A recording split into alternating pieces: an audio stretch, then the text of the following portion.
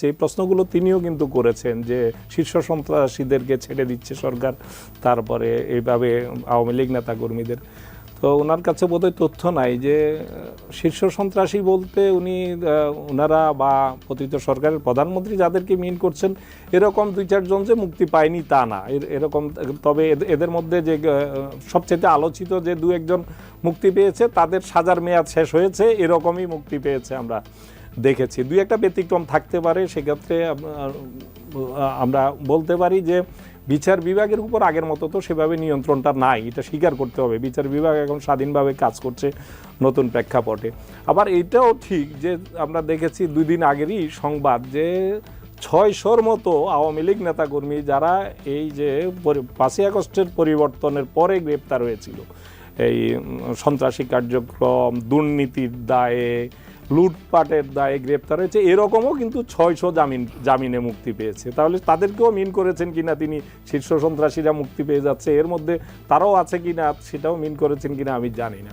আরেকটি কথা উনি বলেছেন, যদিও এটা জামাতের কেউ থাকলে তিনি উত্তর দিতে পারতেন, যে সেই মানবতা বিরোধী অপরাধের বিচার হয়েছে, হয় নাই, এখন আবার বিচার হচ্ছে। এটা আওয়ামী লীগের যে গণহত্যার যে মানে জুলাই আন্দোলনে যে নির্বিচারে গণহত্যা, এত কম সময়ে এত মানুষকে এইভাবে মানে নির্মমভাবে হত্যার ঘটনা কিন্তু সেই মুক্তিযুদ্ধকালেও হয় নাই। আপনি যদি তখনকার রেকর্ডগুলো দেখেন, ফুটেজগুলো দেখেন, যেভাবে আমরা এখন এক একটি ভিডিও ফুটেজ যে আমাদের সামনে আসছে, কি নির্মমতা। আজকে একটা দেখলাম যে তাকে কোপাতে কোপাতে মেরে ফেললো, চলে যাচ্ছিল, মারা গেছে, দেখছি আমরা পড়ে আছে, তারপরে এসে তাকে আবার ঘুরে এসে 2-3 জন মিলে তাকে টুকরো টুকরো করছে, তার পায়ের গোড়ালিটা আলাদা করার জন্য কোপাচ্ছে।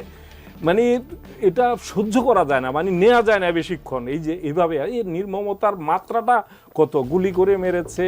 তারপরে আপনি দেখেছেন যে কিভাবে একটা লাশকে এপাশ থেকে ওই পাশে পার করতে গিয়ে কিভাবে ভ্যানের উপর ছুঁড়ে ফেলছে, তারপরে আগুন লাগিয়ে সেগুলোকে আবার পুড়িয়ে দিচ্ছে।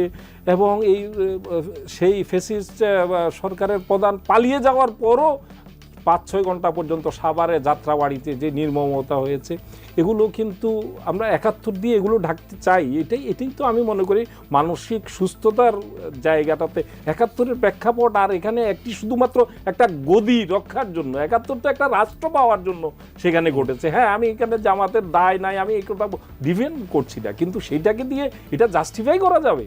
এখন এই যে জুলাই আগস্টে যা ঘটলো, একটা গদি, একটা চেয়ার রক্ষার জন্য মানুষকে, দেশের মানুষকে এভাবে হত্যা করা যায় নির্মমভাবে?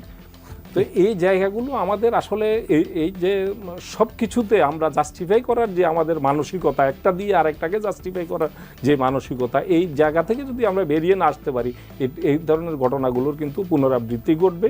এবং আপনি যে কথাটি বলছেন যে আমাদের যে অস্থিরতার জায়গাটা, এটা বাংলাদেশে নতুন, এখন একটা সময় মানুষ কোথাও মানে একবার স্বাধীনভাবে নিঃশ্বাস নিতে পারে নাই, কথা বলতে পারে নাই।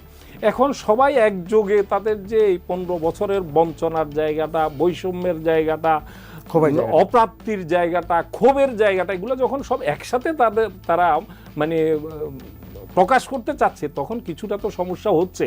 এবং এটা হওয়াটা অস্বাভাবিক না। আমি ব্যক্তিগতভাবে একজন সংবাদকর্মী হিসেবে, রাজনীতির পর্যবেক্ষক হিসেবে একটা পর্যায়ে তো আমি বিশ্বাস করতে শুরু করেছিলাম যে এই দেশ অন্য কারো হাতে গেলেও চালানোর যোগ্য থাকবে না, কেউ চালাইতে পারবে না, এমন জায়গায় নিয়ে গেছে। প্রশাসন বলেন, বাহিনীগুলো বলেন, দলীয়করণের মাত্রাটা এমন পর্যায়ে চলে গেছে, কারো পক্ষে চালানো অর্থনীতিটা ফোকলা করে ফেলেছে। এতগুলো ব্যাংক, একটা গ্রুপ 60টা ব্যাংকের মাধ্যমে 70-80 হাজার কোটি টাকা, লক্ষ কোটি টাকা পাচার করে নিয়ে গেছে। 27 লক্ষ কোটি টাকা, 28 লক্ষ কোটি টাকা যে দেশ থেকে পাচার হয়ে যায়, সে দেশটা যে এখনো 6 মাস চলছে, আমার কাছে এটাই মিরাকল মনে হয়। আবার আসবো আপনার কাছে, মাহিনা সরকার, আপনার কাছে যেটা জানতে চাইব, অনেকে বলছেন যে দেশকে অস্থিতিশীল করতে বা বহির্বিশ্বে একটা বাংলাদেশ সম্পর্কে বাজে একটা ধারণা দেওয়ার জন্যই উদ্দেশ্যপ্রণোদিতভাবে আওয়ামী লীগ এই যে আপনার উস্কানি দিচ্ছে। আজকে বিএনপির মহাসচিব মির্জা ফখরুল ইসলাম আলমগীর, তিনি আমেরিকা থেকে এসেছেন, তিনি এয়ারপোর্টে কথা বলেছেন, তিনিও বলেছেন যে আমরা যেন আওয়ামী লীগের এই পাতা ফাঁদে পা না দিই। তাহলে কি শিক্ষার্থীরা বা আপনারা যদি বলি এই পাতা ফাঁদে পা দিয়ে দিলেন আওয়ামী লীগের? না, বিষয়টা আসলে এরকম নয়। আসলে শুরু থেকেই আমরা দেখতে পাচ্ছি উনি ওনার জায়গা থেকে ঠিক হতে পারেন, কারণ যারা বিএনপির মুখপাত্র হিসেবে ভূমিকা পালন করছেন মির্জা ফখরুল ইসলাম আলমগীর, উনি কিন্তু বলা চলে এই মুহূর্তে বিএনপির বাংলাদেশে থাকা মুখ্য ব্যক্তি। তো ওনার পলিটিক্যাল অভিজ্ঞতা অনেক বেশি, সেই জায়গা থেকে ঠিক হতে পারে। কিন্তু পাতা ফাঁদে পা দেওয়া বা এ জাতীয় কোনো কিছু আসলে না। দেখুন, আসলে একটি যদি আপনি ইট মারেন তাহলে কিন্তু পাটকেল খেতে হবে, এটি একটি চিরন্তন সত্য বিধায়ী একটি প্রবাদে পরিণত হয়েছে। তো ফ্যাসিস্ট আওয়ামী লীগ আসলে কিন্তু এই যে আগুনে ঘি দেওয়া সেটি কিন্তু দিয়েছে। হাসিনা কিন্তু সে ফেসবুকে লাইভে এসে অডিওতে বিভিন্ন কথা শুনিয়েছে যেগুলো আসলে উস্কানিমূলক, এই দেশকে অস্থিতিশীল করার একটি চক্রান্ত বা ষড়যন্ত্র। এখন এইখানে ওনার কথার প্রেক্ষিতে কিছু কথা বলতে হয়, যে কথাগুলো হয়তো উনি বলতে পারতেন। সেগুলো হলো বাংলাদেশে থাকা কিছু গণমাধ্যম বা বাংলাদেশে বিভিন্ন থাকা বিভিন্ন বিদেশি গণমাধ্যম, তারা আসলে বিভিন্ন সময় দেখা গেছে নিউজ করার ক্ষেত্রে বা হেডলাইন করার ক্ষেত্রে এমনভাবে নিউজ করে যে এটি আসলে ন্যারেটিভটা সেই আওয়ামী লীগের ন্যারেটিভের সাথে মিলে যায়। সেক্ষেত্রে কিন্তু এদেরও দায় আছে, কারণ বাংলাদেশে যে ঘটনাটি দেখেনি বা বিদেশে বসে যে বাংলাদেশের সার্বিক পরিস্থিতি পর্যবেক্ষণ করছে, সে কিন্তু ওই হেডলাইন বা ওই কথাগুলোই পড়বে গণমাধ্যমে যেগুলো আসছে। কারণ গণমাধ্যমের মূল কাজ হলো ঘটনাগুলো মানুষের কাছে জানানো, সঠিকভাবে উপস্থাপন করা। যখন তারা সঠিকভাবে লিখছে না বা ছাপছে না, তখন কিন্তু তাদের কাছে ভুল মেসেজটি চলে যাচ্ছে। তো সেক্ষেত্রে কিছুটা দায় গণমাধ্যমের নিতে হবে। এখানে স্টুডেন্টদের বা সাধারণ জনতার কিন্তু এখানে কোনো ইন্টারেস্ট নেই বলে আমরা মনে করি। কারণ যদি শিক্ষার্থী বা সাধারণ জনগণের অধিকার সম্বলিত কোনো কথা হয়, তখন কিন্তু তারা ঝাঁপিয়ে পড়ে। এখন ফ্যাসিস্ট হাসিনা ফ্যাসিস্ট কেন? ফ্যাসিস্টের ভূমিকা হলো সে ফ্যাসিস্ট হয় এই কারণে যে তারা অধিকার কেড়ে নেয়। হাসিনা আমাদের মানবিক অধিকারগুলো কেড়ে নিয়েছিল। ঠিক সেই জায়গা থেকে হাসিনা যখন এখন এসে আবার ফেসবুক লাইভে বক্তব্য দেয় এবং সেটি আবার গণমাধ্যমে প্রচারিত হয়, তারা আপডেটও প্রকাশ করে, তখন কিন্তু এটি ভয়ঙ্কর। কারণ এইখানে গণমাধ্যমে যে সংস্কার হওয়ার কথা ছিল সেটি কিন্তু হয়নি। সেই জায়গা থেকে আমি মনে করি যে মির্জা ফখরুল ইসলাম আলমগীর উনি যে কথা বলেছেন ওনার জায়গা থেকে সঠিক হতে পারে, তবে আমি মনে করি ওনার বক্তব্য পুরোপুরি বাংলাদেশের অবস্থাকে প্রকাশ করে না। শেখ হাসিনার বক্তব্য কিন্তু মূল ধারার কোনো গণমাধ্যমে মানে আসেনি, আসছে কি?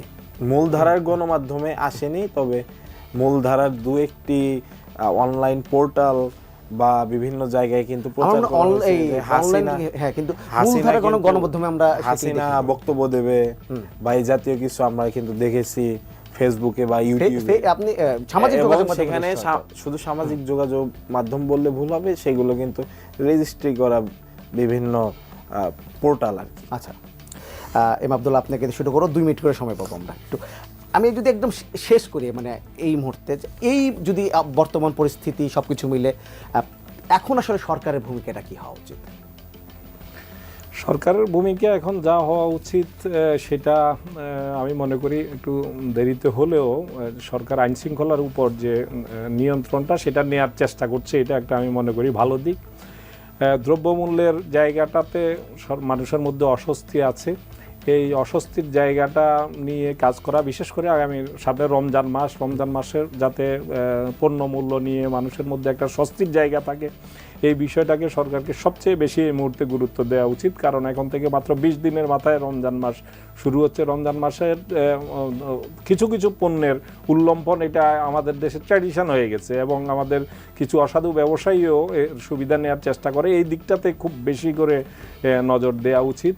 এবং অর্থনীতির জায়গাটাতে যে কথাটা অর্থ উপদেষ্টা নিজেই স্বীকার করেছেন যে আমরা খুব স্বস্তির জায়গায় নিতে না পারলেও অন্ততপক্ষে লুটপাটটা থামানো গেছে, স্থিতিশীল অবস্থায় রাখা গেছে, এটা সত্য। আমি ব্যক্তিগতভাবে আমি ইকোনমিক সেক্টরে দীর্ঘদিন কাজ করেছি।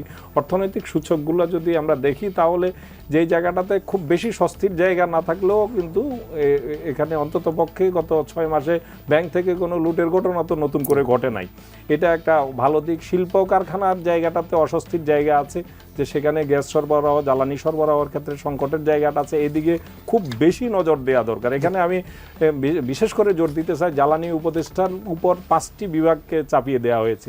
তাকে তার মাথার উপর থেকে বোঝাটা কমিয়ে তাকে বিশেষভাবে জ্বালানি ডেডিকেটেড একজন অ্যাডভাইজার হিসেবে যদি করা হয়, আমি মনে করি জ্বালানির দিকে খুব বেশি নজর দেওয়া দরকার। আগামী দিনের আমাদের সংকটের জায়গাটাতে মানুষকে ভোগাবে এই জ্বালানির জায়গাটা, এটা আমি একটা গুরুত্বপূর্ণ দিক আমি মনে করি। অন্যান্য রাজনৈতিক চ্যালেঞ্জ, নির্বাচনী সংস্কারের চ্যালেঞ্জ, এগুলো তো আছেই।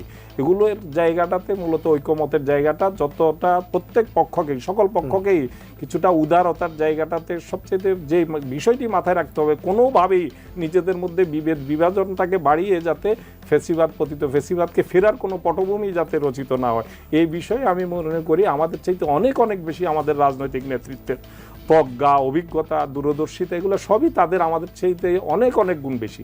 সুতরাং তাদের প্রত্যেকটি বক্তব্য সব কিছুই তাদের কৌশল থাকবে, রাজনৈতিক কৌশল থাকবে, ভিন্নমত থাকবে, আদর্শের বিভাজন থাকবে, কিন্তু এই জায়গাটা যাতে কোনোভাবেই যাতে তাদের পতিতদের ফেরার কোনো পটভূমি যাতে তৈরি করে না দেয়, এই দিকটাতে খেয়াল রেখে যদি আমরা পা ফেলি তাহলে সবচেয়ে বেশি আপনার কাছে আব্দুল্লাহ যেমন বলছিলেন, রাজনৈতিক দলগুলোর একটা ঐক্য বা কথাবার্তা একটু সাবধান হতে হবে।